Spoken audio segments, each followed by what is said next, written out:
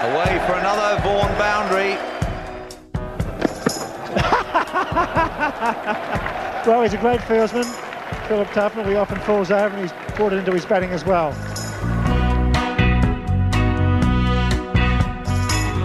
Hello and welcome to the Vaughany and Tuffers Cricket Club podcast, brought to you by the Daily Telegraph. My name is Ben Wright, a full-time journalist and part-time cricket obsessive for the Telegraph. I'm joined once again by Micheal Vaughan and Phil Tufnell, hopefully in slightly less chaotic circumstances than last week. And I'm delighted to say we'll also be joined by former Somerset and England opener and current batting coach Marcus Trescothick. We'll get a view from inside the transformed England dressing room, insight into working with the likes of Ollie Pope and Alex Lees, and detail on what exactly his role with England entails. We'll also get his take on the third and final test with New Zealand, which gets underway at Headingley on Thursday. England's one-day side wrapped up their three-match series against the Netherlands with ease over the weekend. Despite the convincing win, there remains big concerns over the form of Eoin Morgan, who went for 2 consecutive ducks. We'll discuss his poor form and ask if his role in the one-day setup is under threat. And after the chaos of Trent Bridge last week, I'm delighted to say the Mailbag is back. We'll be getting stuck into some of your emails and letters from the past few weeks. So Mike and Phil, here we are, already at episode 4, and after England's test heroics at Trent Bridge and the one-day side's record-breaking performance in the Netherlands, perhaps we should entitle it A New Hope. That's a Star Wars reference, by the way. The Force is with you. Episode 4, the Force is with England. The Force is with England. Well, yeah, can I start by saying I reckon Amsterdam, Phil, is possibly the best away trip of all time. Oh, could you imagine? A week in Amsterdam playing 3 games against, the Netherlands are okay, but all those, the atmosphere was incredible. Yeah, it was brilliant. It was brilliant. Loved every minute of it. They look like they have a great time over there, don't they? And I bet the boys went out and celebrated as well. What a place to go, especially if you win and win well. Go to Amsterdam. The world's your oyster. Mind kebabs. The Barmy Army looked like they enjoyed themselves as well. Absolutely. There were sort of pictures of a few of them having a bit of a rest under the stands and things like that. Yeah, you need that. It's a long day, isn't it, 50 over cricket? But to think of it, 498. I mean, I know they're playing a team that they're going to get a big score. They get nearly 500. This is remarkable stuff from this England white ball team. The likes of Butler, Salt, Livingston. Oof. They can just hit a cricket ball. Yes, the bats are a little bit better, but it's the strength and it's the timing, it's the freedom, everything about. They kept it in the bush. They kept it in the bush. Cost a fortune in balls. I don't know how many were lost, but it looked like. I mean, they spent most of the time looking in the hedges. In the forest. A couple of grand on balls. It's cost the Netherlands cricket board. They won't be inviting them. I'll tell you what I think. Right, this is what I think. I think this tour of 3 games. All right, it's in the middle of a test series. Who cares? To those kind of countries like the Netherlands, Ireland, Scotland, that are so close to England, and you could easily send your team up there, and it might be that half the team are secondary players. England have got that much depth in white ball cricket. I think every single year, England around this time of year should have a 3 ODI trip to one of Ireland, Scotland, and the Netherlands. Loads of people will go and watch it. It'll be a little bit of fun. It's not that serious, but what it is doing, it's hopefully giving the opportunity for the likes of those 3 countries to get experience against better teams, and the only way they're going to get better is by playing more often against that style of team. So I actually think there should be an annual tour where England say, okay, for the good of the game, we want to go and help out Irish cricket, Scottish cricket, or in particular Amsterdam. I'm going next time. Next time they tour the Netherlands, I'm going. We'll take the podcast to Amsterdam. Maybe we can record a live one in Amsterdam. 100%. That's the way forward. I might stick my hand up for spinner coach as well, just for that Amsterdam leg.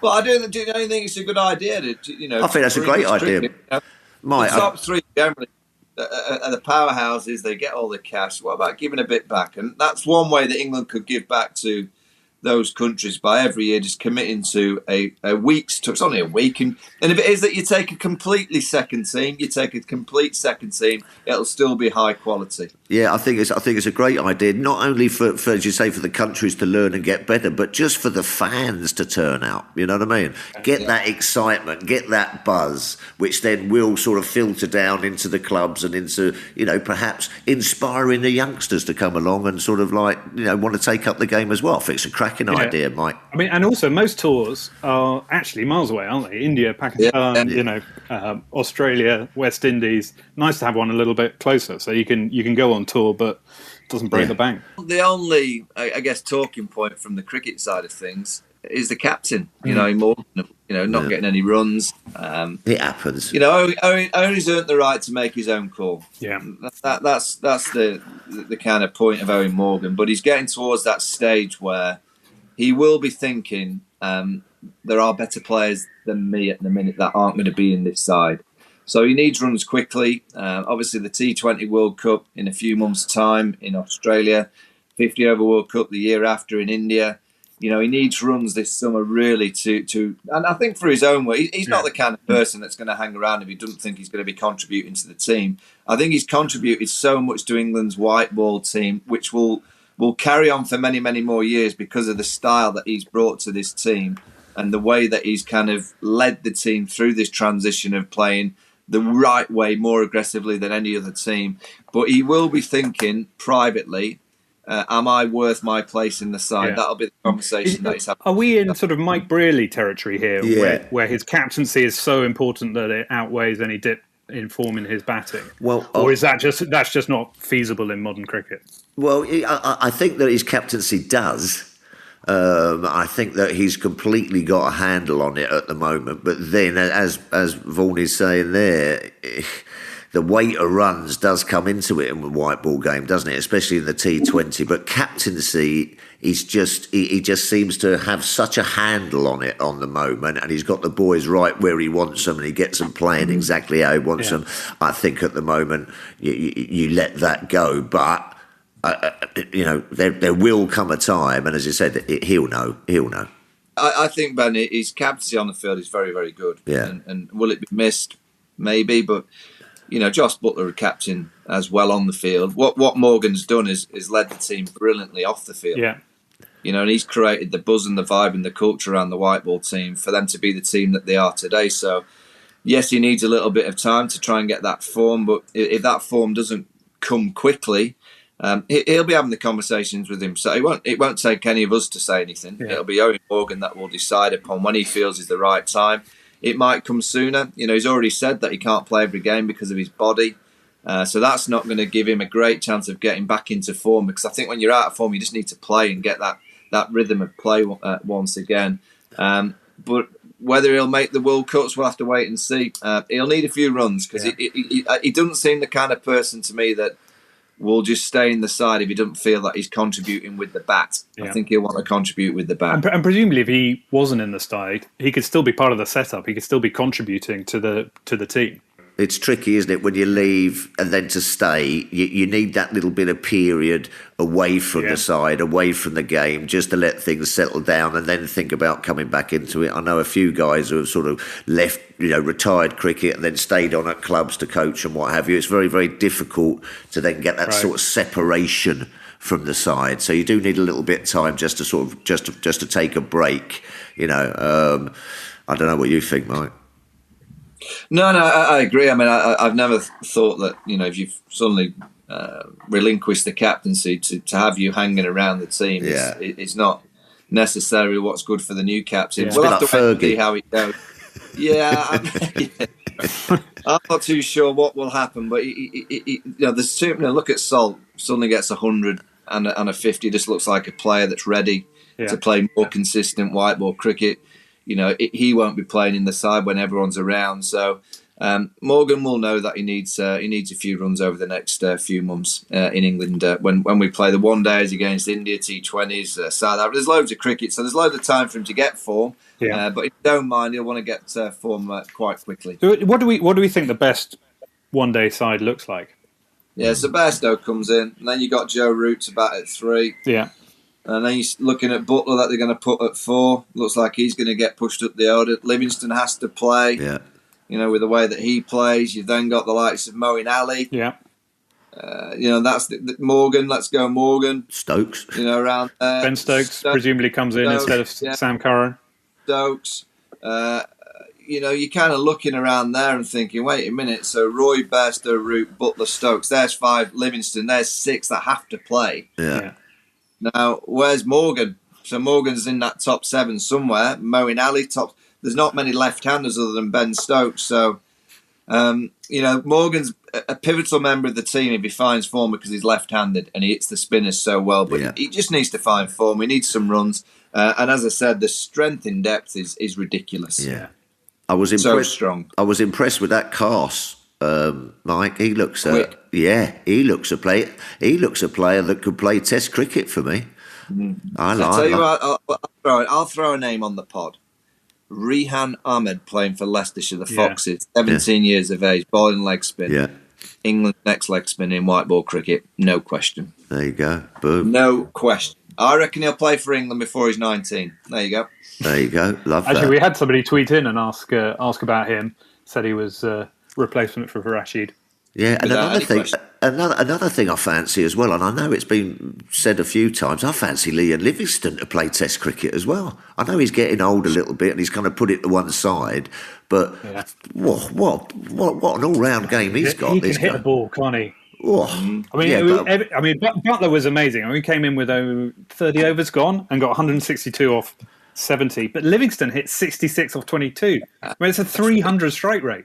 Yeah, but also the freak. Yeah, he is a freak, as you say. He hits it massive, doesn't he? But he can bowl. I'm impressed with his spin as well. Yeah. I reckon if there's ever a Test coach that would go and try and say to Liam Livingston, right, you're perfect for us. Particularly, you go to the subcontinent, you need more spin options. Yeah. And he can bowl leg spin, off spin. I do think under Brendan McCullum, Liam Livingston.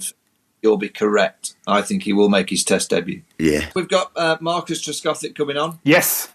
Yeah, England's batting guru. Yeah, it'd be great to get sort of an insight from inside the dressing room on that changed England side. Yeah, I'm going to ask him about coaching. I want to ask him about the modern day celebration when they win, Phil. What do they do? Yeah, I know. What is it? I don't know. Is it all isotonic drinks and ice bath? What do they get up to when they win a big game like we saw at Trent Bridge? So I'm interested from Trent. One of the great men of the game, Marcus Trescothick. Yeah. I've got a belt in either or for him as well. So England produced a scintillating display of batting to secure the second test against New Zealand last week.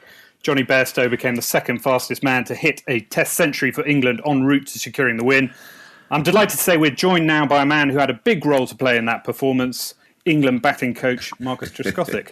Welcome, Marcus. Thank you very much for joining us. From the outside, the transformation in the England team over the last 2 tests has appeared sort of borderline miraculous. Has it appeared more matter of fact from the inside, or were you pinching yourself just as much as we were up at Trent Bridge? I think we were all megally excited, really. Maybe it has happened quicker than we probably expected, but I think over a period of the last few months, even while in the West Indies, you're trying to, evolve the batting or evolve the team and bring them forward and take them into the next stage of what they're going to be doing. But I think, introduction of Brendan in particular and obviously Ben, the combination of the two, I think they've really, pushed the guys forward and given them the allowance and the acceptance to be them slightly freer in their game. So once you lose away a little or take away that little bit of fear in the batting, and you see what they can do. So it's been good for some. Obviously, it's still a few challenging for others, and hopefully over the period of time in the next few months and the upcoming Test matches, we'll continue to push the rest of them along with it. You said it hasn't taken as long for it to happen. What do you mean by that? So what needs to happen, or needed to happen? Well, that's a good question. I don't really know what needs to happen. I think you're just trying to allow them as a batting group and as a team to embrace what could possibly go on. How can they play if they take away the fear of failure. How do we release them from the grip of not wanting to mess it up? And that's always a challenge, isn't it? Anyone who's batted for enough period of time would understand sometimes when you have that fear. Not me. No, I don't mean you, Kat, right? I'm shaking my head here. Sorry, go on, mate. Well, anybody who has that fear when they bat sometimes find it very tricky. And, when it's been tough and we've been on the back end in the test matches and we've been scrapping away in games, that causes things to go in a certain direction. But, we're trying to just gradually free them up, let them play. And bring them into the light where they're going to be the players that they can be, because we know the talent is there. It's just allowing it to happen. Tresley, good to see you with your laundry sign behind you. I must explain, Marcus Trescothick has got a laundry room, I think. There you go. It's in the West Wing. It's very posh. That's what you get down in Somerset. You get laundry rooms. Has it been as easy as that, though, Trez? Just to have a few conversations from Baz McCullum, Ben Stokes, the new skipper, to the players, say, look, just go and play. If you get out playing certain shots, don't worry. We're not going to come down on you heavy. We expect you to be trying to impact the game with the bat in hand in terms of scoring rather than being defensive. Has it been that easy just to say it to the players and then just kind of go, okay, we'll do it? I think it's probably just another step on top of what they've been doing. Yes, we've been working hard batting-wise, on some technical stuff with a few of the younger players. People, the likes of Joe, has been his normal self and just carried on playing in the same vein, as well as Ben Stokes. I think the rest of the guys around it, just needed a little bit more push and find another 5% from somewhere. And sometimes that is a conversation where, from Brendan or from Ben, where they can just, give them permission to express themselves a little bit more, and just releases a little bit more tension and goes away. I think it does help when you go ahead and win the first test match like you did. Yeah. And then obviously then it flows into the next one and you see some amazing things and amazing shots, don't you? But I suppose it has been, as I said before, quite a quick turnaround in fortunes as it has been. Yeah, as a batting coach, Trez, do you do a lot of technical stuff, or is it just sort of like sidling up to them while they're having a cup of coffee and sort of say, listen, don't worry about getting out? How do you go about that as a batting coach? Or are you out there just because we see you with that dog thrower a lot, mate? Yeah, tell me about it. Flipping arms all hanging off. I think you do different things at different times. I think there are various different improvements you're trying to make all the time with most of the players.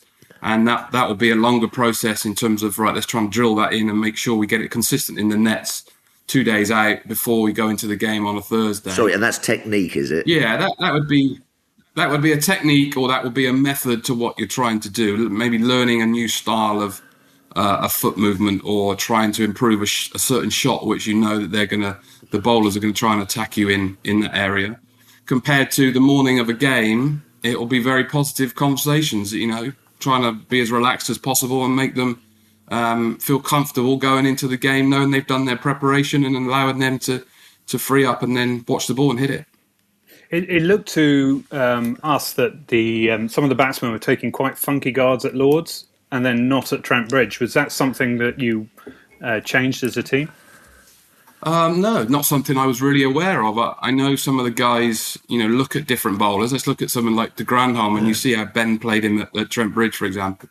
Obviously walked to him a lot and trying just to put him off his length because he's very consistent. It's not something that came up in any conversations necessarily. I think everybody has their own style or method of what they're going to go about it. I think once we got the Trent Bridge, the pitch was good and people were excited to go out and see what they could do, especially in the last innings of the game.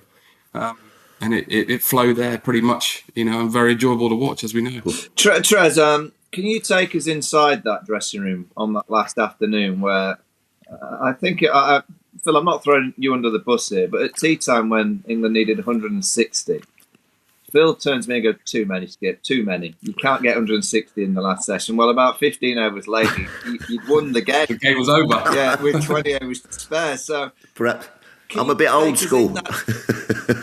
I've sat on that balcony in 05 where we were kind of chipping down the runs to get 120 odd to win.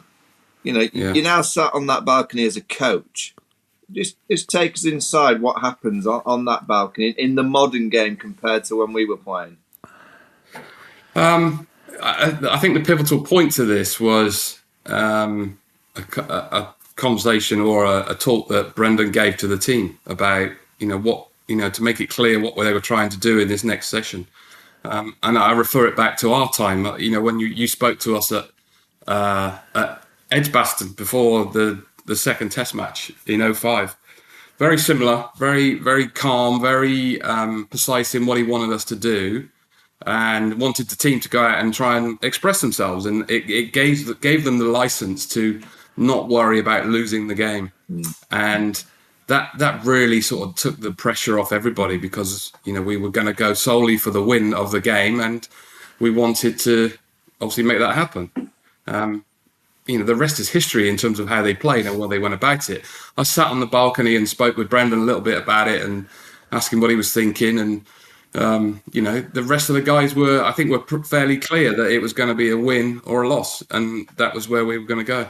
It's all very well and good, Trez, sort of like with the likes of Johnny Bairstow, and Ben Stokes, sort of like, multi-format players. Could you have said that necessarily to a team, who was a little bit more orthodox? You can't just sort of go out there and score and play innings like that if they haven't got it in them, can you really? Or can you? Well, I don't know. I'm open to the idea of that. I still think that it's in people, because we all play one-day cricket and we can express ourselves in different ways. But, you've got better players who are better at crossing over formats than others. Obviously, Johnny, Ben, they've been crossing formats for a long period of time and have the game where they can try and defend, and they have the game where they can be ultra aggressive and, put bowlers under pressure. So, it came off right, didn't it? We see it, we hear a lot about the conversations, and we see the outcome and we go, well, that's brilliant. That's great. There will be times when it works the opposite way and it maybe doesn't work and players don't play in the fashion that you want, or try to and get it wrong. That's the key for me, having worked a little bit with the white ball team and Eoin Morgan in particular, his having the clear message of, no, that's what we're trying to do. Let's continue to play on that same vein. No handbrakes to what we're trying to do. We're trying to push the boundaries all the time. And I think it'll be the same way in the Test matches. And Trez, do you get a sense? I mean, I watch a lot of cricket, a lot of junior cricket as well, and they all seem to want to play this aggressive way, and they've all got all the shots, all the tricks. So I guess you're working with a generation that they're more aligned to playing that way. If you try and get them to play, if you like, the old traditional Test way, you might confuse them a little bit more. So I get a sense with this group of players that unleashing of the shackles, probably that Baz and Ben have given them, is exactly what they want to hear. It's almost like a freedom to go out and express themselves. Yeah, of course. And, I think we all appreciate that you need to have a certain style of technique. You need to have a sound method and game and defensive game to be able to succeed at any level, whether that's T20 or Test match cricket. But, I think sometimes you go into nets, and we see lots of players growing up who are brilliant net players and can really bash the ball in nets, but suddenly go into a game and freeze up because they have that expectation and fear of getting out. Suddenly, if you lose that, then maybe the feelings and the approach to the game is completely different if you have that. But so was Root doing those reverse scoops in the nets before? Is that something that had been prepped, or is it just something he felt like doing once he was out there? I think that was something he'd just done out in the middle. He's a freak. We have seen it in white ball cricket, haven't we? It's not something that we've never seen him play. We have seen him reverse scoop seamers in white ball cricket and have good success doing it. But second ball of the morning, I don't think anybody expected that. No. And the one in the first innings where he's gone to sweep Southey over square leg, I was almost like, what the hell's that all about? Because it was just so left field for Joe Root. But when it comes off, it looks amazing, as we know. Yeah. So hopefully it carries on that way. You just said something there, Trez, that you were going to go for that win all the way, were you? Even though you're 1-0 up in the series, one to play, that was that we're just going to go for it all the way down. Yeah, absolutely. And which is a very different approach, isn't it? Because I did ask him afterwards, are you thinking at all, like, if we get 8 down, of sort of trying to block it out for a Joyce and that? No. Let's keep going. And will that be the same approach at Headingley? Will you be, you've won the series, and so I mean, you've talked about the shackles being off. The shackles are really off now that you've won the series. So will it definitely be all out for the win? I don't see why not. I don't think that's what's going to change. I think if you want to continue to breed a team who are going to be aggressive and not fear getting things wrong, then you have to allow them to continue on in that same vein, even if it means getting it wrong sometimes and it costing us an important Test match. I think if we continue to run towards the danger, as Brendan also said, then it will continue to be the same way. So no draws for this England side. Doesn't look like it, does it? But we might get quite a few days on the golf course on day 3, day 4. Trez, as a coach, the batting guy, how refreshing is it to work next to someone that's, you like to be aggressive. You were an aggressive player, and I always felt that you as a player liked that freedom to go out and play. You wanted to have that freedom to play. How is it as a coach to be able to get in the dressing room now and into the nets, knowing that you're teaching players to play in a fashion that's exciting? Yeah, I'm really excited about that. In the fact that we've got 2 or 3 established players in Root, Bairstow, and Stokes, and then you've got other guys around it who are trying to find their way and improve their Test careers. And that's what the bit that really flicks my switches is that to make them into that next part of the team and see the talent that they have to become a real established top 7. That's really exciting for me, because I think it can be we see the talent and we know that we can push them towards what they're going to be. It's just unlocking that little few extra things that they have, combined with a few technical issues and a few technical changes. In a year's time, we could see a top 6, top 7 who are very feared around the world in Test cricket. Great to see Ollie Pope bat at number 3 and play well and get a big 100. Yeah, really good. He's been a bit up and down, hasn't it? And in and out of the team. And during the West Indies trip, he worked brilliantly in the nets, preparing himself, trying to improve, to know that when he gets an opportunity next time, he'll be in a better place, and be a better player than he was potentially when he was in Australia. So, he did lots of work on various different things to improve. And I think the early part of the summer for him playing for Surrey has been very productive. And we've seen that consistently in the years playing for Surrey. It was just trying to get him and keep pushing him towards it. Now he's had the first step, and it's brilliant. It's great that we've got 100. We just got to keep pushing him now. Back up, back on 100 after 100, and sort of get that team and get that in number 3, where he's really feeling comfortable and showing the form that we've seen he can have. And in some ways, the biggest transformation of all the players in the last couple of matches has been Alex Lees, who looks like he's a completely different batsman. Can you put your finger on what's clicked for him? Well, I think he's a prime example of the conversations from Brendan, really. Yeah. Allowing him to go out and express himself, put the bowlers under pressure. He has that game. There's no doubt about it. He has that game. We've seen it in county cricket, playing for Durham. His white ball game is far more aggressive than what we've seen. Combining that with a bit of freedom, and suddenly you're away in a couple of big scores. And he's growing all the time. Little innings at the moment, little bits putting together, but we're seeing the growth of him. I think the biggest attribute for Alex is the character. Inside the changing room, how he copes with good days and bad days, how he copes with having to go out and battle through the last 5 overs of the day, how he copes with that. Is a real big attribute that he's it's gonna be a real big thing for him going forward. Coping with the ups and downs of Test cricket, it's a big part of it. Trez, if you don't mind me saying, I've seen a few shots, particularly since the second innings at Lord's. The first innings I was a little bit wary of him. I was like, well, what's going on? And then the second innings he got 20. I thought he played great, and obviously he played lovely at Trent. He played 1 or 2 drives, reminds me of you. You know, not much foot movement, but the big unit just leaning onto it. Ball travelling through extra cover, very similar to yourself, Trez. You've been having a word. Well, of course, that's my job.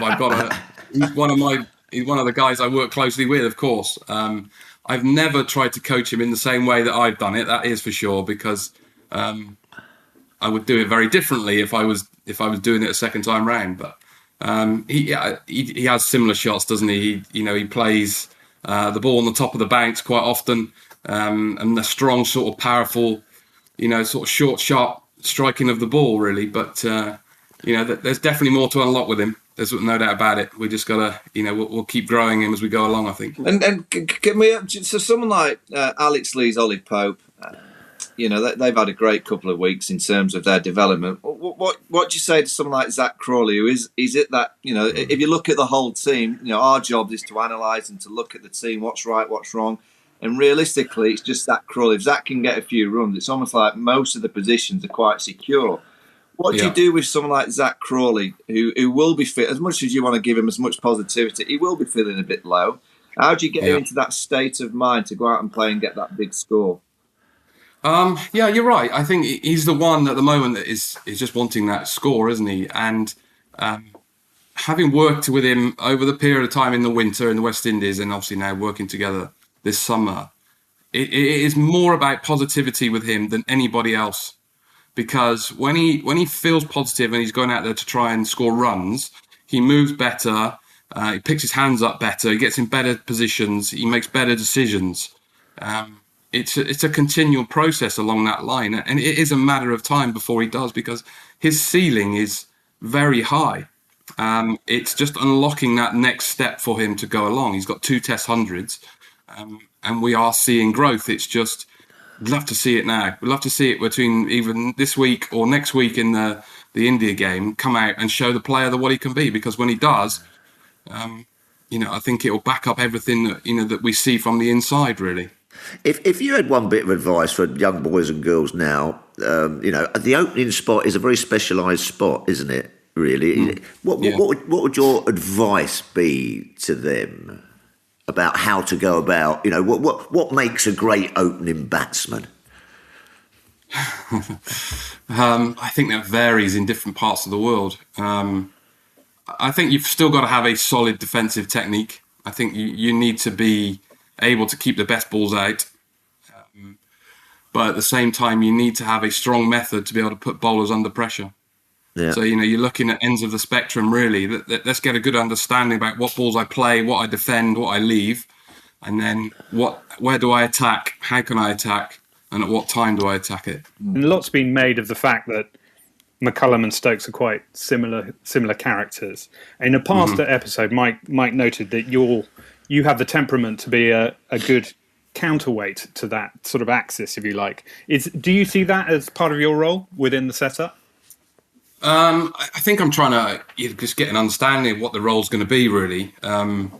With 2 new guys in at the helm at present, I think we're all working it all out, and I think it's great that you've got good leadership from Brendan coming in and delivering messages as he has done, and Ben playing in a certain fashion and wanting to be aggressive, and asking the guys also to be aggressive and constantly put pressure back on oppositions. I think it's our job as the coaches behind it, myself, John Lewis, Jeetan Patel, Paul Collingwood, to challenge sometimes maybe their thinking, or to follow up on their thinking, to try and get close to the guys to continue that conversation and continue that positive thinking. So, as a sort of assistant coaches, you have many different aspects of what you have to try and do. Sometimes it's to push, sometimes it's to deflect and get them going in different directions. But I think over time we will work that out. And once we work together more as a group, I think we'll have a better understanding. And obviously McCullum inherited his support team. Has he given any indication of when he'll make decisions about potentially changing that, or is he going to stick with it for the near term?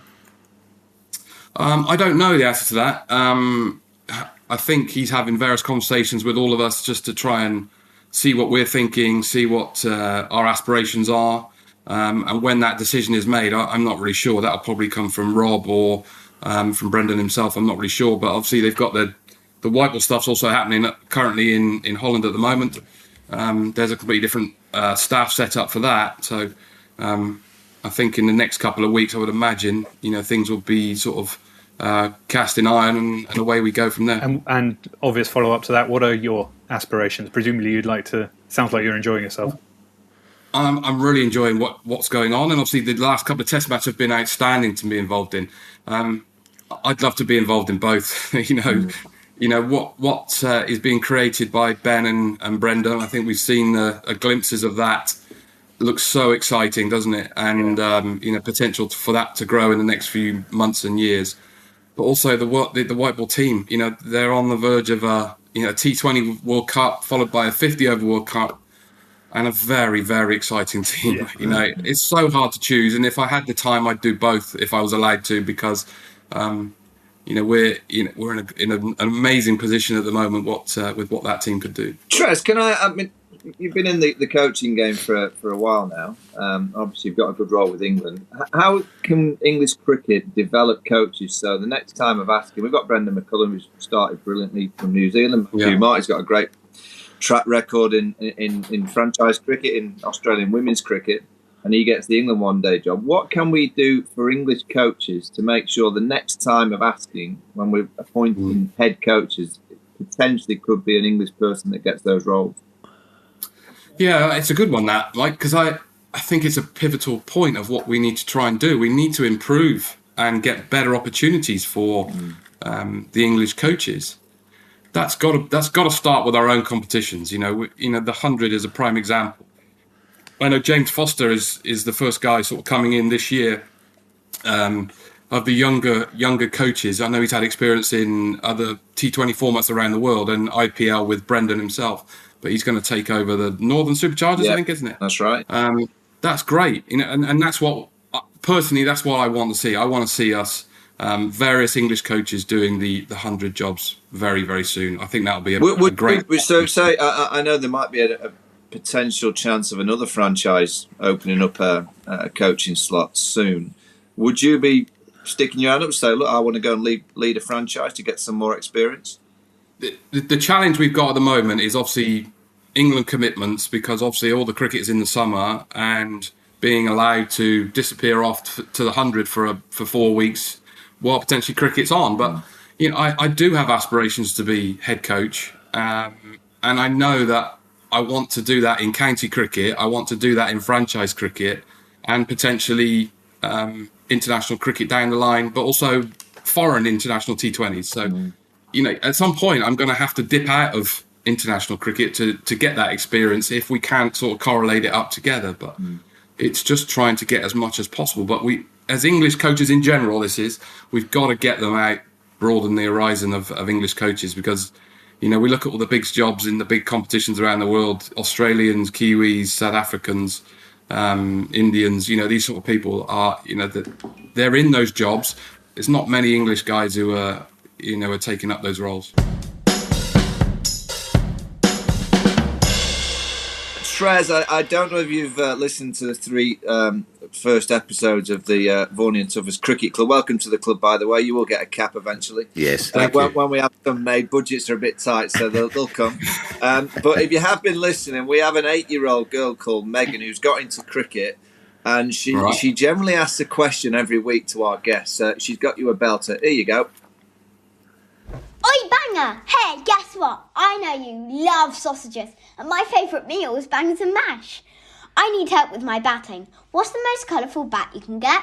Also, you're left-handed. What advice can you give me? Well, I better look after one of my old sponsors who still look after me, I suppose, and I can say there's lots of good grey nickel bats out there that you would enjoy using. I'm sure they'll have some amazing colours for you. What about Gunnar Moore? Yeah, I know, but I finished with grey nickels, didn't I? I was with Gunnar Moore for a long period of time, but they were still great as well. It's just grey nickels still look after me now. Oh, that's disappointing, Trez. Anyway, what about a tip for little Megan? She's just got into cricket. What about tips for an 8-year-old getting into... batting left-handed, she was specifically asking. Yeah, batting left-handed. I would say watch the ball and whack it when you can do. Keep it simple. In the air or on the ground? Anywhere. Have fun whacking the ball. Enjoy doing that. That's the best way forward. Would you recommend all kids to play all the ramps, the tricks, the flicks, the reverses? Yeah, definitely. Because definitely it's the way forward. Enjoy yourself playing them. So it's like try and entertain, and that's what it's all about in the back garden, isn't it? Scooping dad over the hedge or whatever it may be, or scooping mum into the next field's garden or something. Maybe put a helmet on first, otherwise it could be expensive orthodontic treatment. Tennis balls would be all right. Yeah, true. That's great, Trez. I mean, can I just ask you about the Trent Bridge evening? So what happens? You win the Test match. I did see one or two pictures on the balcony later with one or two, maybe with the odd la-di-da cigar and a glass of red wine. Just what happened in the dressing room the next few hours? I was only there for a certain period of time. Unfortunately, I had to leave early to get home. But for the period of time I was there was a few very silly drinking games and some real great conversations of the team being sat together and enjoying the moments of celebratory stuff from an exceptional day, an exceptional couple of innings from various people. I'm so glad I wasn't in the kebab shop with the rest of them, because I would have been looking at the kebab like Ollie Pope was probably, and it would have been even worse for me. So, but I did have a little chuckle when I saw some of the photos on guys' sort of social media stuff the next day. The boys still celebrate victories well, do they, Trez? Yeah, very much so. When there's opportunity, I think when there's chance in between games, when you need to.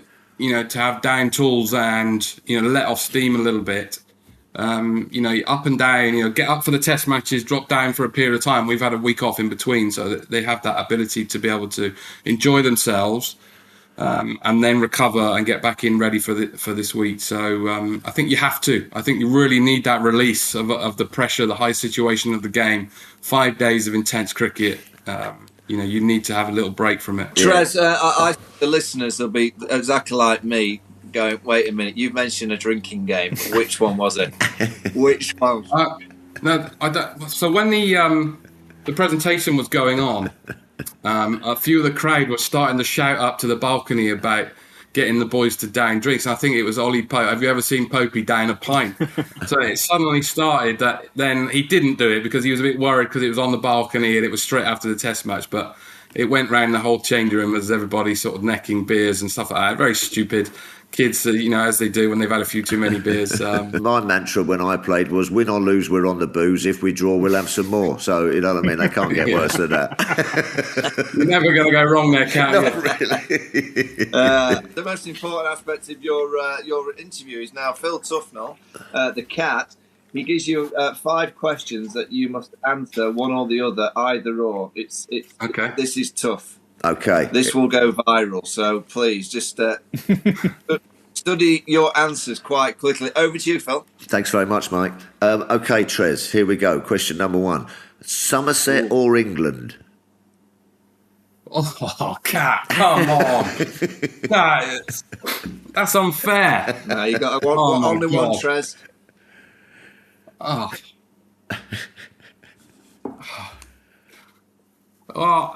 that's very, very tricky. I'm trying to think of the right answer. First question. Rip snorter to open with.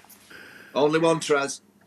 Okay, I'll have to go England. Good man. Ooh, don't say that. You didn't want to say that. Be welcome back in Taunton. Here we go. Okay, Walls or local butchers' specials sausages? Local butchers, comfortably. Oh, there you go. Lovely. 100 or Vitality Blast? 100. Oh, okay, lovely. As you're a Somerset boy, cider or beer? Cider. Cider. And the last one, Mike, you might want to put your fingers in your ears for this one. Strauss or Vaughan to open the batting with? Strauss, comfortably. He used to run you out. Thanks, mate. Brilliant.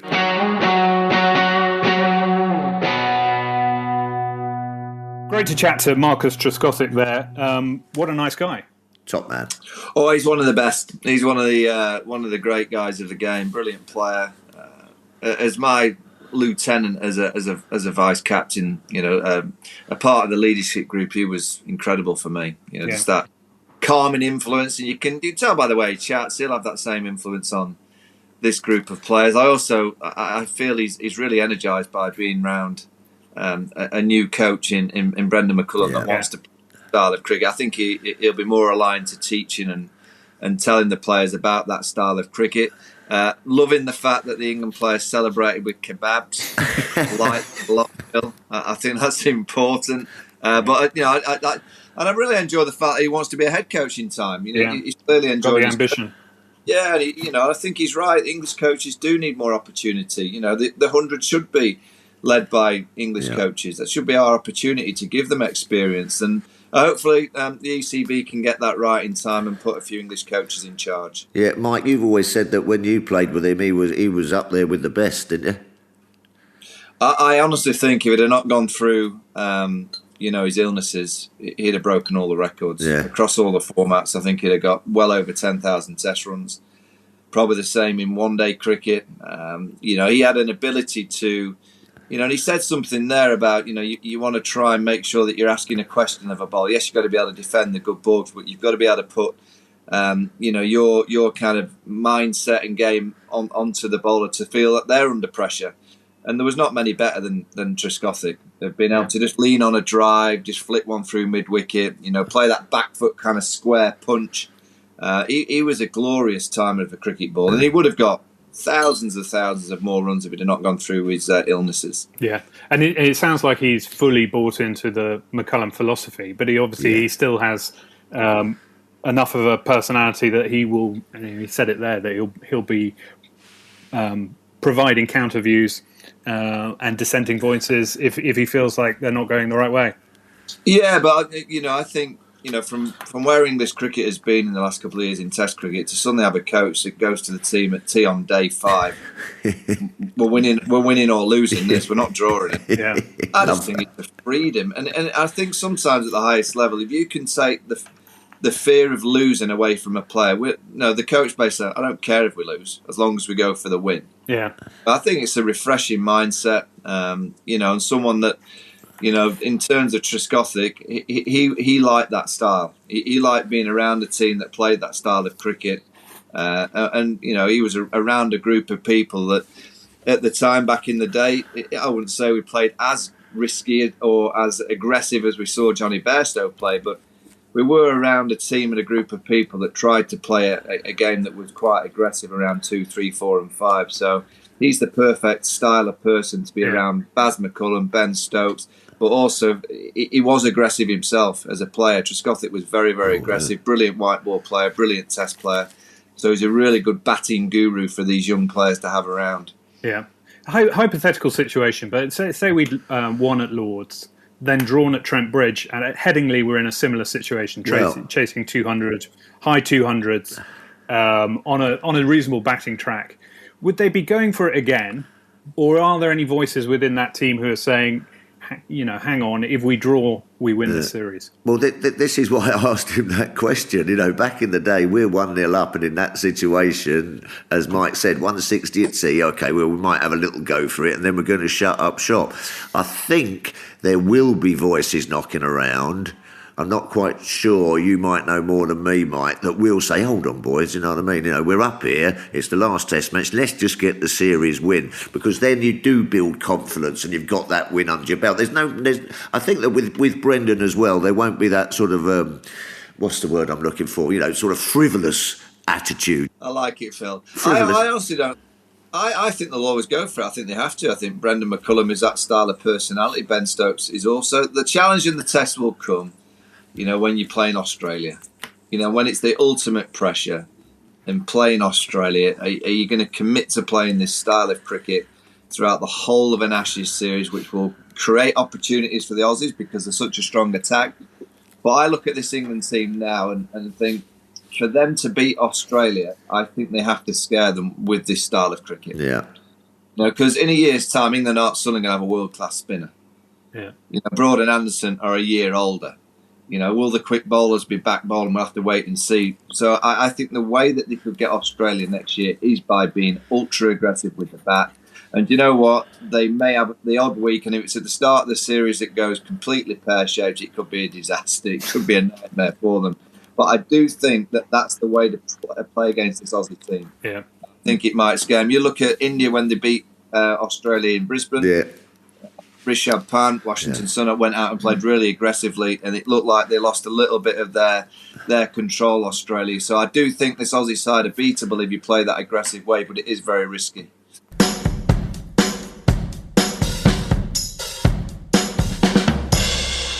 Good stuff. So maybe we should move on to the mailbag now. We didn't have it last week because of the chaos of Trent Bridge. I mean, some of these are a week or so old, but I think still good enough that we should be discussing them. There was particularly enjoyed a tweet from one Piers Morgan, who enjoyed our chat with David Gower.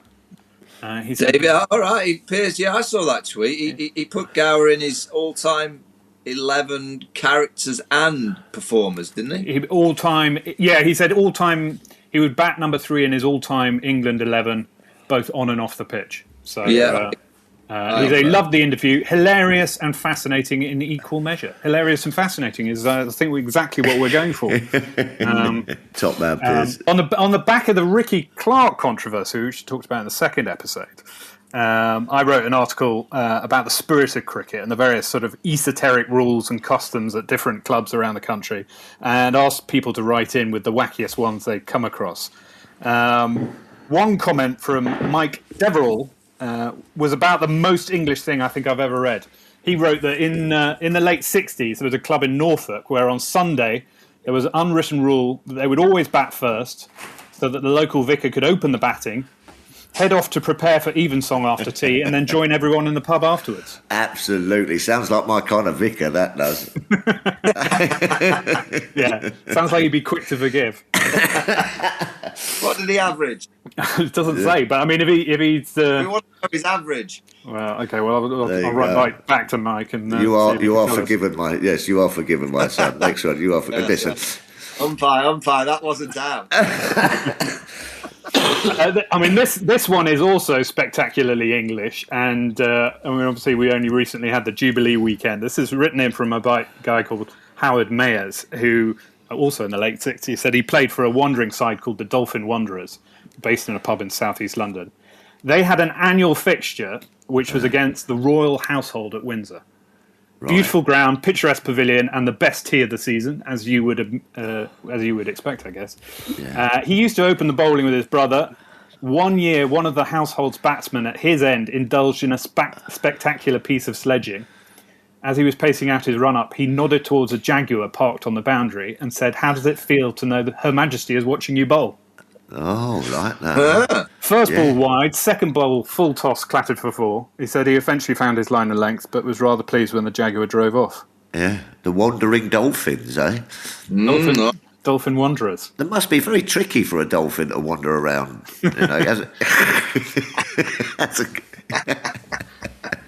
yeah, fish out of water. Yeah, fish out of water. Wandering. It's not a fish, a mammal. Yes, come on, get your animals right. And there's this email from a guy called Mark Dexter. He said he's got knackered knees, and same here. He was a wicketkeeper. Yeah, same here actually. But he was a wicketkeeper, and he now umpires instead. And he umpires at the Lansdowne Cricket Club in Bath. And when he started doing it, he was issued with a beeper because the pitch is next to a hospital with an A&E department. And the beeper is to let you know if an air ambulance is coming into land. Nice. Oh, right. So if the beeper beeps once, you've got 10 minutes and you can finish the over. If it beeps twice, it means the helicopter is only 5 minutes away. Play has to stop immediately, stumps pulled out of the ground, and you've got to leave the field. Well, I should imagine so. Yeah, it's very, very, very sensible to have a beeper. Yeah. I like it. Yeah. Wicketkeeper umpires, they make very good umpires because they give them out. I can remember a time I was playing, and we needed 1 wicket, and it was a beautiful day, and it was we were just coming up to lunch, and we needed 1 wicket, to win the game, and I'm bowling. And the umpires sort of told me this bloke had stuck in. He had been batting for about an hour and a half. He'd been batting, and then as I'm walking back, I bowled my first ball, and then I've walked back, and the umpire's gone, "Hey, Tuffers, just hit him on the pads." And I've gone, "What?" He said, "Tuffers," he said, "listen, it's coming up to lunch." He said, "I've got to get in my car. I've got to get up to Manchester. I've got to do this." He said, "Just hit him on the pads. This bloke's batting me into a traffic jam." So I bowled this arm ball, which was sort of going down leg side a little bit like that, and it's hit him on the pads, and no one's appealed. And then I've sort of looked round after about a second or two. I've gone, "How's that?" Like that. He's gone, "Yeah, that's out. That's out." Picked the stumps up and walked off. That's pretty rare. You're batting me into a traffic I barely jam. bother to appeal these days because everything gets turned down. Yeah, love that. A bit grumpy with your umpires, are you, in your league? Yeah, well, it's always I play for Blackheath Twos. Actually, talking of which, 2 weekends ago, I need to nominate myself for the Colin de Grandhomme Dishonour Board. Oh, lovely. Because I produced absolutely my worst performance on a cricket pitch ever. Oh, go on. So we batted first. I got a 2-ball duck. Oh, yeah. I got cleaned out, played over one. Yeah. Then I didn't bowl when we fielded. No. And 2 balls into their innings, ball goes up, left-hander clips it around the corner. I was at square leg and teammate at mid-wicket. We both went for it. Neither of us called, and I knocked him out. So wait a minute. You've knocked more people out in your game than you got runs or wickets delivery. Yeah. Oh yeah. You're up there with I genuinely think that the cricketing gods were punishing me for us being rude to Big Cole. Yeah. It was pretty bad. I was geezering blood out of my nose. Oh no! And I knocked out a lovely guy in our team called Ronnie. So apologies to Ronnie. And he had to go off and couldn't play on anymore. Feeling a bit nauseous after that. I had to. Now we were down to 10 players. I felt I'd better play on, so I just sort of cleaned myself up, changed shirts. And you had to. My shirt looked like a sort of Jackson Pollock painting, so I took that off, put a different shirt on, but it was not good, not impressive. No. And you had to pay for the privilege of doing that, did you? Well, yeah. Well, we play subs now. What's subs cost these days? What we're talking? Well, we at our club we pay at the beginning of the season, so you don't have to keep on turning up with it. So for the whole season, it's like 240 quid, something like that. Wow, it's getting expensive. Yeah, nice knockout. Well done. Okay, and we've also got this email from Charlie Toby. He's saying, "I'm just writing because I've heard through the podcast that you want to do a live video from a cricket club. So this was your ideas, Mike, that we do a live podcast potentially at the end of this season." He said, "I am a member of Brockhampton Cricket Club in Hertfordshire and have been since the age of 4. During this time, however, I have fallen seriously ill and have required 3 liver transplants from the age of 2 weeks old until now.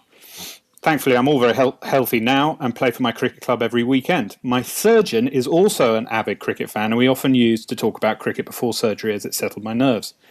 Since my last transplant in 2015, we have held a cricket match every year in celebration. This wonderful game was held last weekend, and despite my team's best efforts, the doctors prevailed. I suppose that after saving my life a few times, I don't really mind them winning the cricket. Also hope to raise money for an amazing charity called Split, which myself, along with my mother and family, have already raised well over £100,000. So that's pretty impressive. Wow. Sounds like a club that is deserving of consideration. absolutely. Yes, I think they're certainly in the hunt, as they say. Where is Brockhampton? Herefordshire. Herefordshire. Yeah. Herefordshire. Did I say Hertfordshire? I meant Herefordshire. Herefordshire. So we'll have to get all the applicants in from all these clubs, and then we'll have to, like an awards ceremony, we'll have to whittle them down to the final 3, and then we'll have to choose one. Yeah, good idea. But that's a great start. If you want to get in touch with us, you can reach us by email, cricketclub@telegraph.co.uk, and you can also find all 3 of us on Twitter. We'll be answering your questions and reading out your emails every single week, so please do get in touch. Right, that's about all we have time for today. A big thank you to Michael Vaughan and Phil Tufnell as always, and a special thanks to Marcus Trescothick for joining us today. We wish him and the rest of the England setup the best of luck ahead of Thursday's Test match with New Zealand. Mike, Phil and I will be back same time next week to digest and discuss the third and final Test and the series as a whole. In the meantime, you can check out our previous interviews with the new Managing Director of England Cricket, Rob Key, England legend David Gower, and ex-New Zealand captain Jeremy Coney over on the Vaughany and Tuffers Cricket Club channel.